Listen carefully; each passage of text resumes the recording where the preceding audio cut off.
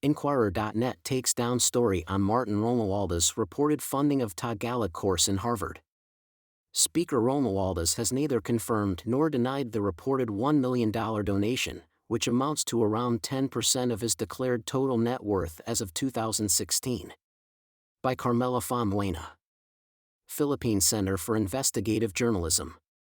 Did Speaker Martin Romualdez give $1 million or about 56 million pesos to fund a new Tagalog course at Harvard University? On Thursday, Inquirer.net, one of the Philippines' most read news websites, asked that question in an article based on an exclusive report by the Phil-Am, an online magazine based in the United States with which it has a content partnership. The article was up for several hours and getting multiple comments from readers when it was taken down, reportedly on orders from top management. The link to the piece now directs readers to a landing page of reports by Inquirer.net's U.S. contributors. A link to a cached version could still be found on Sunday morning. It now renders a 404 error. It's the latest in a number of instances of Philippine news sites taking down reports on the country's powerful politicians and businessmen. The CEO of the Inquirer group of companies, Sandy Prieto Romualdez, is married to the Speaker's brother, Philip. PCIJ reached out to Inquirer and Inquirer.net on Sunday morning for comment. It has not received a response as of this writing.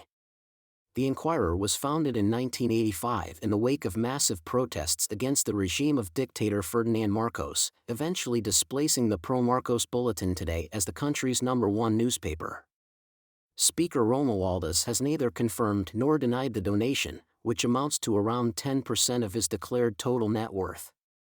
In 2016, the Speaker, one of the wealthiest members of Congress, reported a net worth of 475 million pesos. In 2018, his wife, Representative Yeta Marie Romualdez, declared a net worth of around 488 million pesos in her statement of assets. This was the last time the House of Representatives released summaries of its members' statements of assets. The Phil-Am reported the Speaker's $1 million donation based on information from a well-placed Filipino Harvard alumnus who attended a dinner in April this year at the home of Geraldine Acuña Sunshine, a wealthy entrepreneur of Filipino descent and a member of the Harvard Board of Overseers. Yes, the Speaker was the donor. The alumnus, who joined other Filipino alumni and students of Harvard at the dinner, was quoted as telling the US-based online magazine. And we were told not to share this information. I found that very suspicious. If you are doing something without any nefarious intent, then why make it so secretive? Ruben Carranza, former commissioner of the Presidential Commission on Good Government or PCGG, told the Phil-Am it would be wrong for Harvard to accept donations from the family of the late dictator. Romualdez is the first cousin of President Ferdinand Marcos Jr., son of the late dictator. His father, Benjamin Kokoy Romualdez, had been tagged by the PCGG as the elder Marcos's conduit for taking control of the electric company Meralco.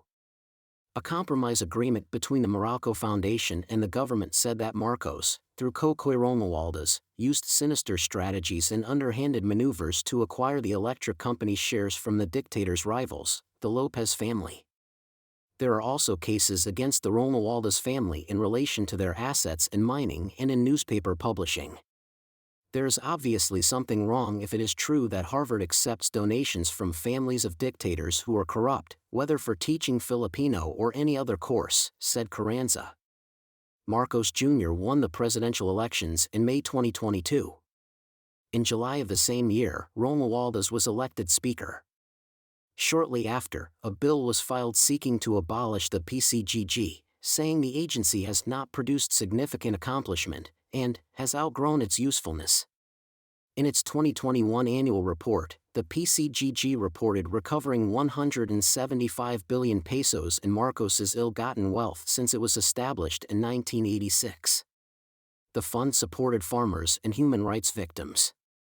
As of December 2020, about 99.678 billion pesos worth of assets were still under litigation.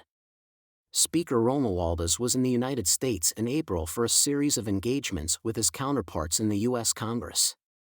He also gave an address to Harvard's Kennedy School, saying that he hoped to help strengthen U.S.-Philippine ties. There, he said that Harvard's Tagalog offering was a source of national pride. A Harvard spokesperson told the film that it could not disclose the identity of the donor who made the Tagalog course possible, saying it does not discuss details of individual gifts. The film also reported that in 1981 the Philippine government tried to donate $1 million to endow an academic chair at Tufts University's Fletcher School of Law and Diplomacy to be named the Ferdinand E. Marcos Chair for East Asian and Pacific Studies. Marcos withdrew the funds because he was dissatisfied with his treatment by both Tufts and the U.S. government, the Harvard Crimson reported, citing sources at the Fletcher School.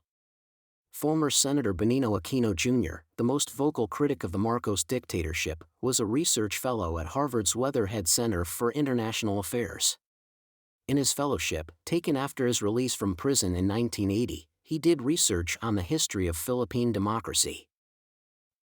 In 2018, Inquirer.net took down a series of reports on the rape case of actress Pepsi Paloma following a request from then Senate President Vicente Sotto III.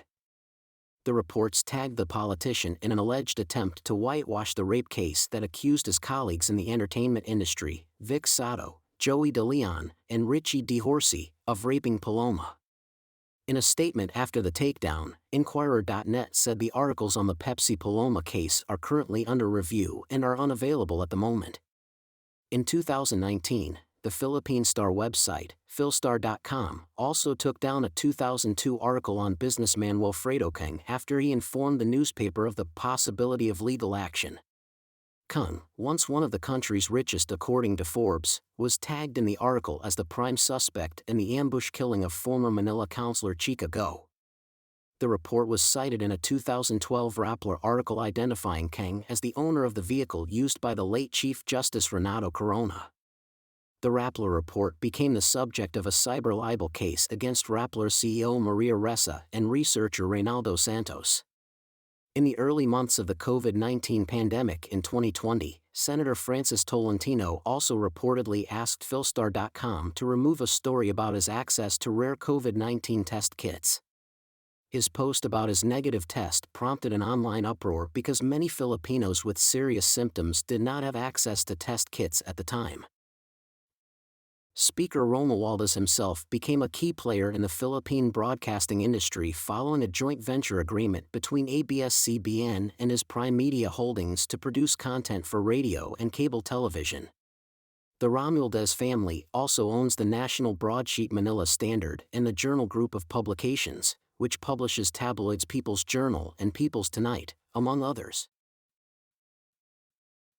You listen to the report of the Philippine Center for Investigative Journalism titled, Inquirer.net takes down story on Martin Romualdez reported funding of Tagalog course in Harvard. By Carmela Famuena. This podcast was produced using Revoicer.